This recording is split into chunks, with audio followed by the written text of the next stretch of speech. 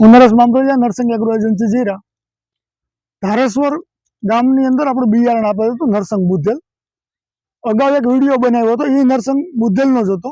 એ બીજા ભાઈ હતા. આ બીજું ખેતર છે. હું ભાઈને પૂછ્યું કે નરસંગ બુદ્ધેલ જે વાવ્યું છે એમાં એને કેવું જોવા મળ્યું છે, હું ડિફરન્સ આવ્યો છે બીજા બિયારણ કરતા. તમારું નામ? લલિતભાઈ વિનુભાઈ સોજિત્રા, ગામ ધારેશ્વર, તાલુકો રાજુલા, જિલ્લો અમરેલી.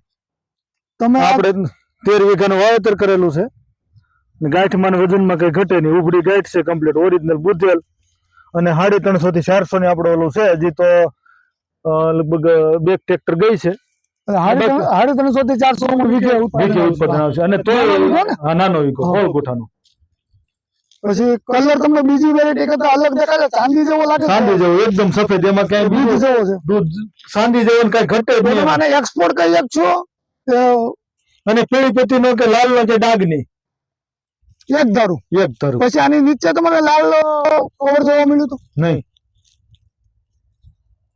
કમ્પ્લીટ જે છે એ સ્થિતિ આજ એક ધારું. એક જ ધારું, ક્યાંય નહીં, ક્યાંય ડાઘ નહીં, પીળી પત્તી નહીં, બધો ઉભરો છે. બધો ઉભરો. એક્સપોર્ટ વેરાયટી છે. Export variety. તમારું શું કહેવાનું છે વેરાયટી?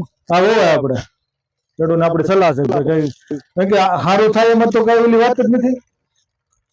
બીજા કોઈ જોવા આવતા છે ને બાજુમાં? હા, એમાં તમે બધાને જે જોયું પછી આમ એક ભાઈ આવ્યા તો નમૂનો લઈ ગયા, ભાઈ ગાંઠ ઓરિજિનલ બુદ્ધેલ છે કે ઉભરી થવી જોઈએ, મતલબ એગ્રો વાળા નમૂના લઈ જાય. આપણે કોઈ નામ લેવું નથી. કોઈ એ તો ભાઈ રોડ છે એટલે આ સીધી દેખાય એટલે આવવાના જ છે. એ તો સારું હોય તો હવે જોઈને ત્યાં કલર જ અલગ કલર દેખાય એટલે સીધું એને તો હવે ને ચાંદી જેવો કલર. હા,